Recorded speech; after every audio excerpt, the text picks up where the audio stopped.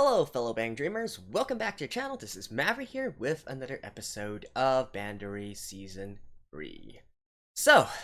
This week also features two episodes back to back. Why they are doing this, I have no idea. I guess that's just more episodes for me to watch in a row, right? And so we're all happy.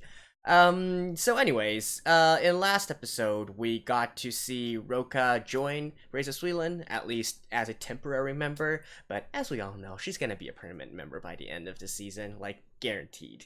We also get some, very surprisingly, we got some new songs as well. We got Step by Step from Poppin' Party, which, really surprised me. You know, it's something that I am very vocal about in terms of music anime, and that is how you want to put a lot of music into it, and particularly for Bang Dream, which is a music franchise. This is a perfect showcase of it, right? Season 1 featured rather limited selection, I would say. It focused a little bit more on the story elements. Season 2 drastically improved this by adding a lot of different music into it, and from all the different bands as well. I have my problems with the second season as well, but music is definitely not one of them. And in fact, there were also numerous new songs as well that debuted directly in the anime. Of course, we all remember Returns and Firebird, and then all the other songs of the other different bands, right? They all debuted their new singles within the anime, and that is how it should be done. So, looking forward to see what new songs are in this season as well, and it looks like they're changing it up a little bit. They're not just putting it all into the very ending, for instance. So, who knows? Maybe we'll even be so lucky as to get a new song in every single episode, or at least every other episode, right? Looking forward to that. Beyond that, I guess we should just get into the episode, right? By the way, I am wearing my No Girl No Cry themed baseball shirt here, which is the premium goods for attending the No Girl No Cry concert, co-hosted by Poppin' Party and Silent Siren. I actually did a video of that before, introducing that concert, as well as all the various goods and merchandise that I got from it, which you guys can feel free to check out if you are kind of new to the franchise and want to learn more. So, without further ado, let us get into the episode. Alright, let's begin in 3, 2, 1, play. Starting from the bathhouse again? Alright. I think we start at the bathhouse every single episode. And wow, 5 in the morning? I haven't got up that early since I was in the army.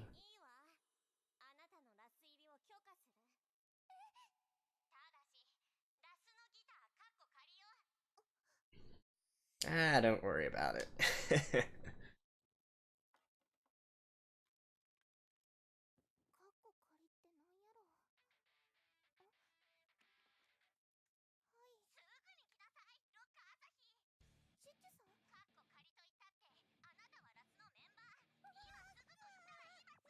Really? Band practice this early in the morning? Yeah, 5 o'clock. Oh man. Exactly my thoughts. With that being said, however, they are students, so I guess it would make sense if they want to really get an extra practice to do it before school.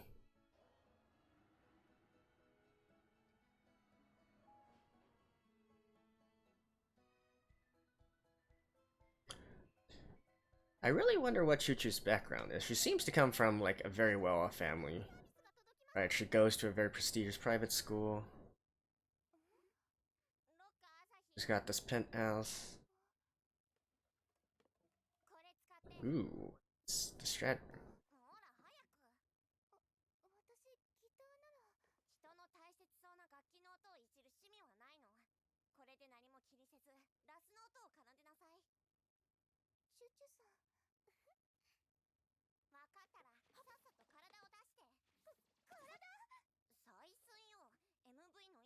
Those headless guitars are really, really cool.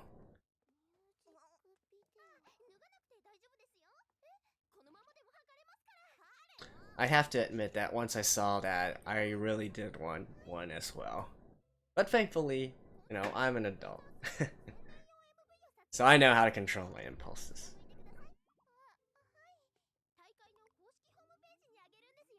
MV, huh?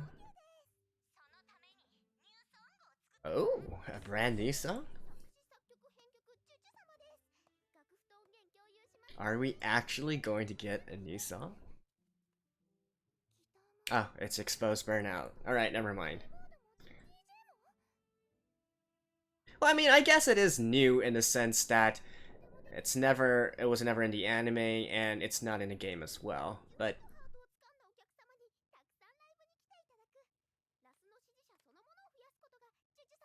I mean, it's already a released song.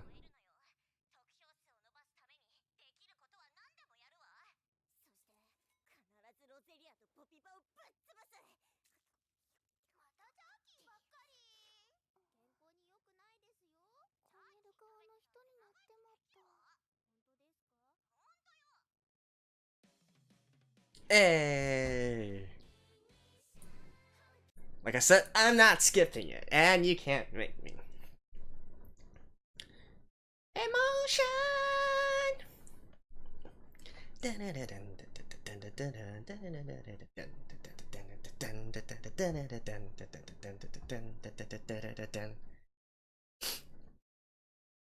I did say that, some of you guys did mention that you want to learn more about, the references within this song. I'm actually going to put that off for now, just because I'm not sure if it actually has more to do with the events that are going to happen in this season. I was reading up some interviews, and Aimi in particular, the voice actress of Kasumi, was saying that it actually has some relevance with the events of this season, and Poppin' Party as a whole. Now, the reason why I say it showed a lot of references to earlier stuff is because, well, you actually really have to listen to the entire song and the lyrics of the entire song. From the second verse onwards, it talks more about, Kasumi's initial struggles, how she got back on her feet, and whatnot. And also the concept of Hoshino Kodo's Starbeat, right? In this revamped version of Poppin' Party, it only appeared, it was referenced in the first season, right? However, they sort of completely changed the concept of the Starbeat. So it didn't play as big a role as it should have in Kasumi's entire storyline. That actually goes back to again the very previous version of Kasumi and Poppin' Party, the very original version.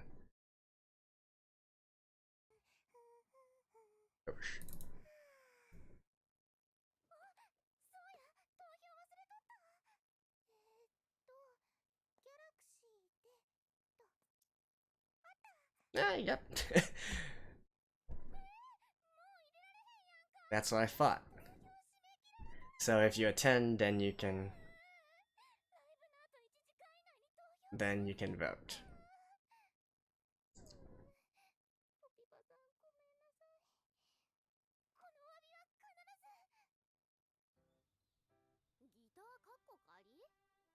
So again, this goes into what I was saying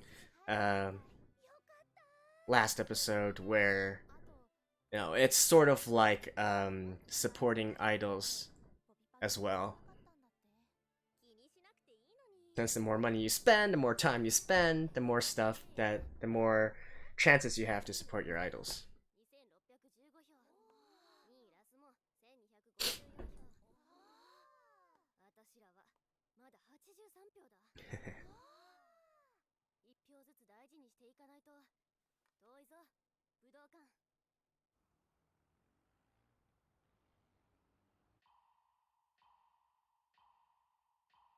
Ooh, yeah, it's the actual jacket version.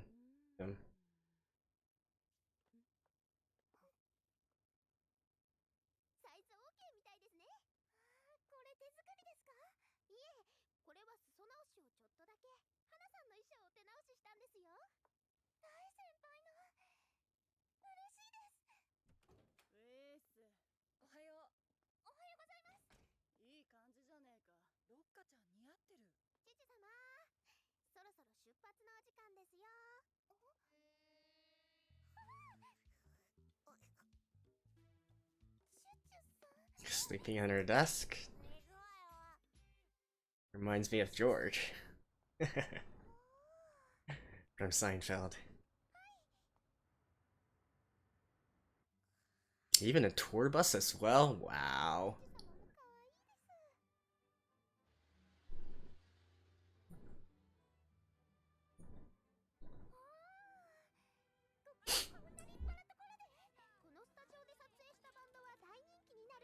She's going all out, isn't she? Yeah. All the resources.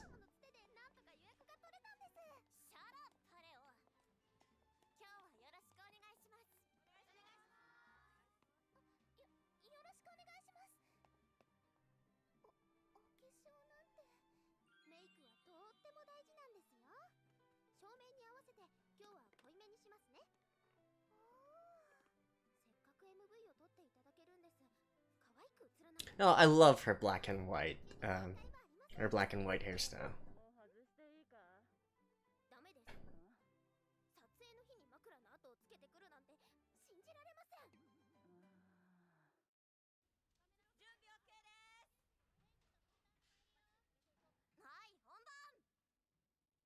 Okay. Probably gonna get... Oh wait, are we?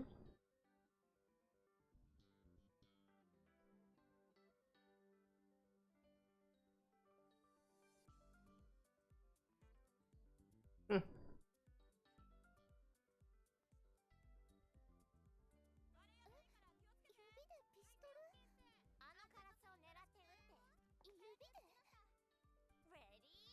Pew pew pew.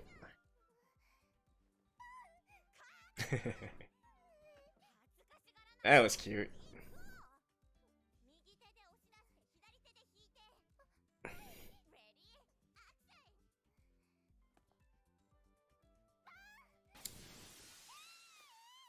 Bandori.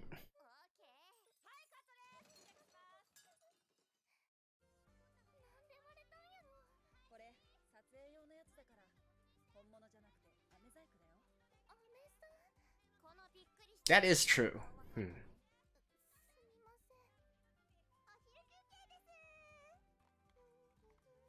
Stunt glass, it's called.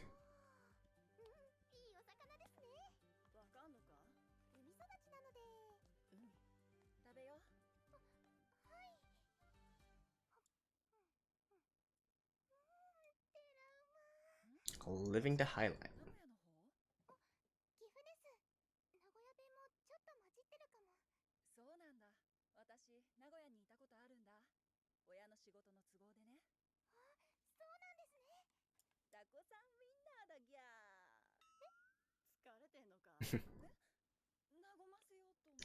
You're trying to speak in the local dialects.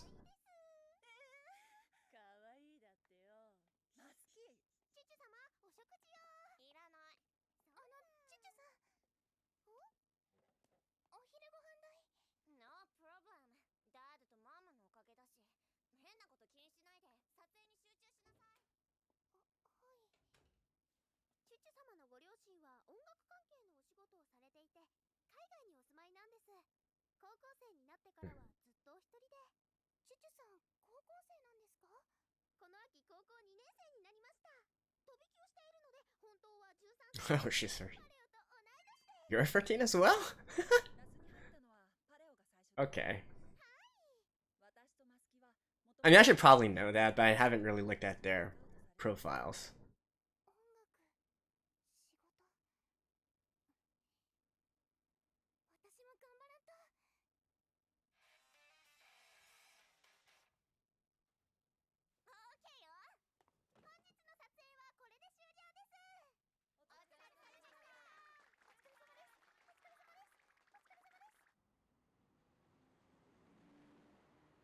I wonder if, in the end, Chuchu is like doing all this to prove something to her parents or something like that.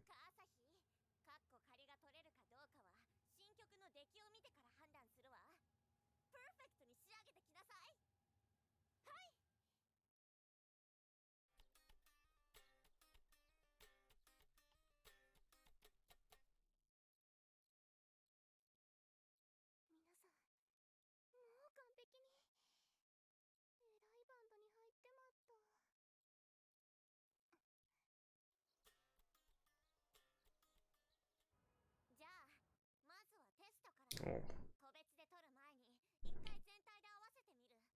かしこまりました。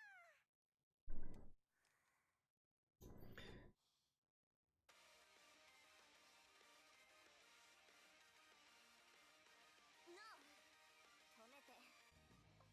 もう一度今のところから。スト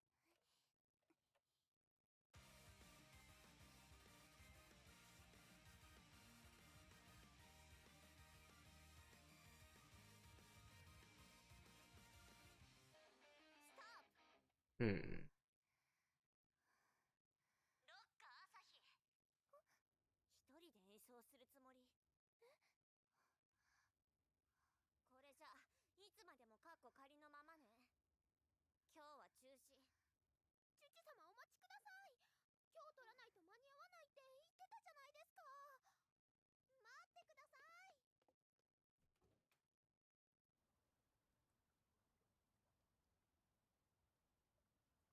You know, would it be so hard to like just tell her what you think of her music? いえ、結構です。そう。大丈夫？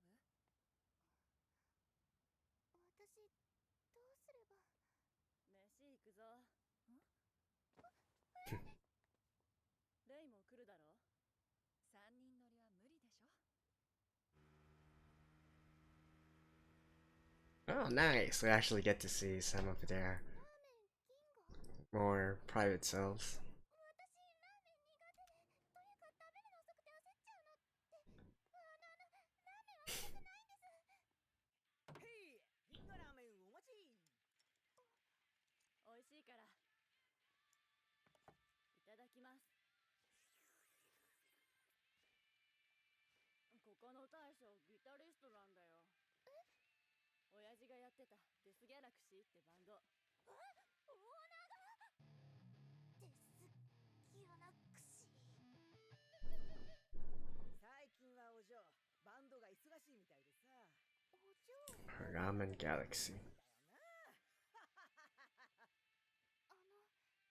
足を引っ張ってしまってすみません。この前みたいに全力で思いっきり弾いてみたんですけど。私もさ、楽しくなっちゃうんだよな、叩いてるうちに。チュチュにしょっちゅう怒られんだよ。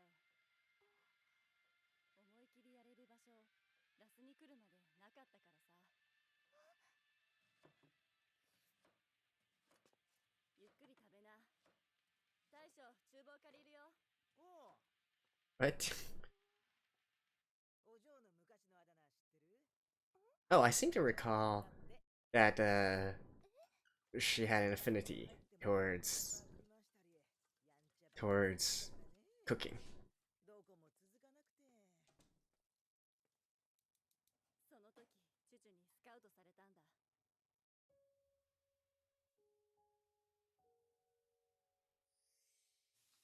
最初はなんだこのちびっこって思ったけど、あいつの音楽への情熱は本物だよ。おい。お嬢のまかない。残してもいいから。Fried rice with ramen. This is a very Japanese theme.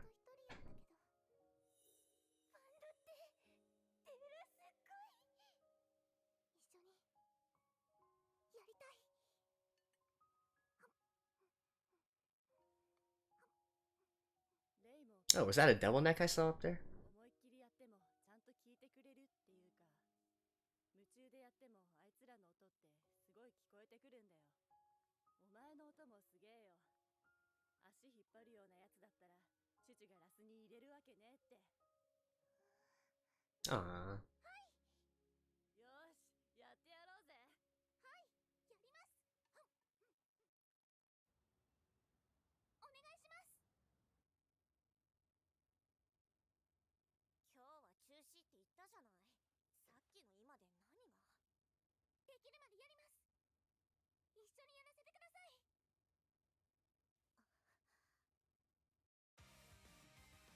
Okay. Probably need to mute this time because this is probably they're probably gonna be paying more time.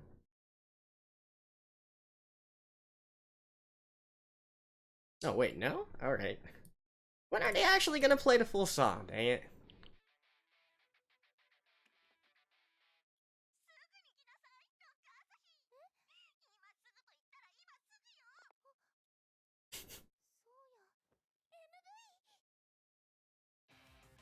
Oh, here we go. Alright. That's what I'm waiting for. Dang.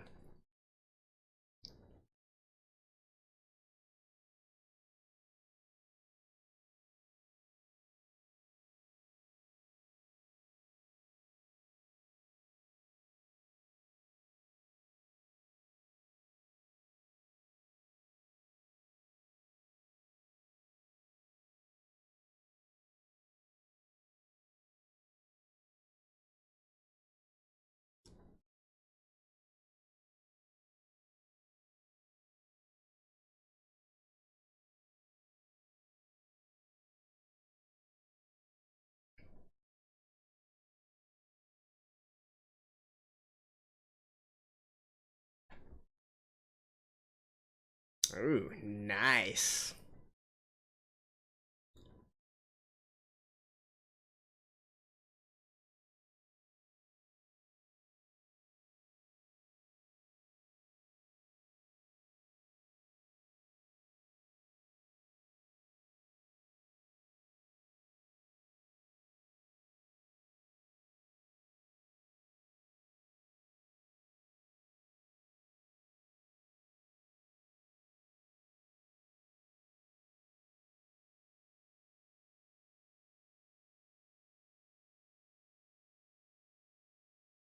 Yeah. Not bad. Not bad at all.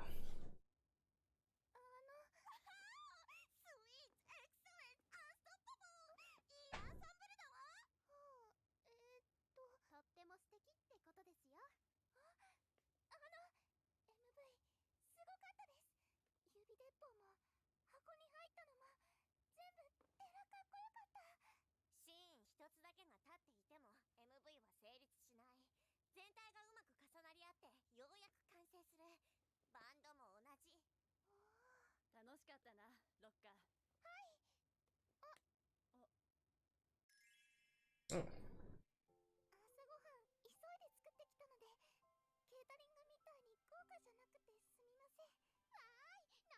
Authentic handmade rice balls. I mean, yes, Chuchu's gonna take one at the very end.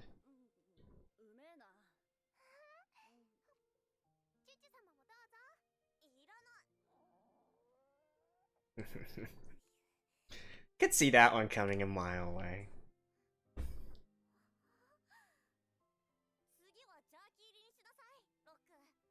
Yeah.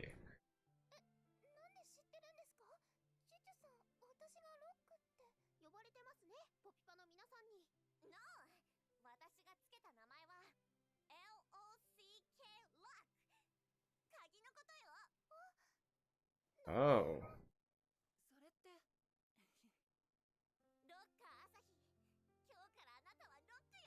So that's why she's sometimes lock, sometimes rock.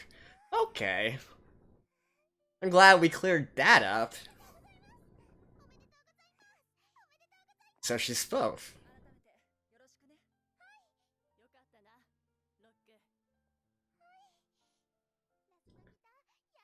Because that was actually, something that's been puzzling a lot of people for a lot of time.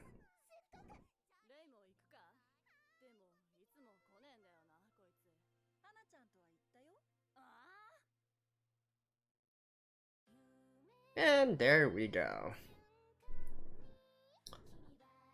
There's some stuff in regards to the, to this song as well. But I'll talk about that in the next episode, I think. So, see you guys after this. Alrighty, so that was a fun little Razor Suilin focused episode. And I do love that they actually went through and let us see a little bit more of the interactions between Roka and the rest of the Reisusuilan members, right? Because before this, something that was on a lot of people's minds and their concerns over this is how exactly would Roka fit in with the rest of the band. She seems to have a very different personality than the rest of them. Is there going to be a conflict there or whatnot? Honestly, I feel like I'm a little bit surprised that they resolved this so quickly. I would have actually thought this might be an underlying plot line throughout the season. But, okay, 4 episodes in, she's already, a permanent part, and it looks like they're meshing pretty well with each other as well. But that is important, right? As I said before, Reisusuilan is also one of the main bands of the franchise, and they do want to promote it, they do want people to love them, right? And I feel like, watching the camaraderie and the bond building between all these different band members, both within bands and outside of bands, is a big reason of why people like these, like these 2D characters, like them, and want to support them. So it is nice that we got to see, a little bit more of their interactions beyond just that of being on stage, right? That's going to go a long way towards raising the opinion of people towards Reisusuilan and potentially also supporting them as well. And of course, we also got a lot more trivia as well, some stuff that I didn't actually know before this. I've said this before, I'll fully admit I'm not as well versed in the lore of Reisusuilan. I am a first and foremost Poppin' Party fan, so if you want to ask trivia or lore about them, I would say I have confidence in my knowledge on that, but for Reisusuilan, I think it's okay. I'm passable. Reisusuilan, honestly, I haven't seen much of their stuff. Partially also because there's not that much stuff being released. But anyways, like I said, I do like that they've released a little bit more information in regards to the different members. It makes them feel a little bit more relatable and alive, right? For the actual episode at hand, we concentrated on exposed burnout and as well as this entire dynamic of how you fit into a band. I would say more about this, but I think it was pretty straightforward. Those are problems that bands always face, particularly amateur bands. Well, I guess in a way professional bands as well, although that goes more with stylistic or artistic creativity differences. In lots of amateur bands, one of the main problems is how to get everybody to work together, to groove together, as we like to call it, and not just focusing on your own little piece, your own little area, right? It's honestly a very hard thing. Anybody who's played with other instruments would know it's a whole nother story when you're playing by yourself and when you're playing with other people. You would easily get swept up by what someone else is playing, and in this case, if you are actually one of those who, it's very, how should I say it? Very overpowering with your own music, then you could easily overpower others who might be a little bit less powerful in their playing, let's just say. So I did like that how they touched on this dynamic as well. It's a very true, a very realistic type of scenario. And hey, I mean, they managed to fix it in the end, so that's that, right? Talking a little bit about the differences between rock and lock. So here's a funny thing, and again, if you guys do already know about this, I apologize. I just want to, explain more about this for those who might not know so well in regards to Japanese or in regards to the franchise. So Japanese really have a difficulty pronouncing, differentiating between the R and L sounds, right? Ra, la, and it's actually fairly similar. It's the phonetics for it is actually the same in Japanese, and so that's why they have a very big difficulty trying to differentiate between these two.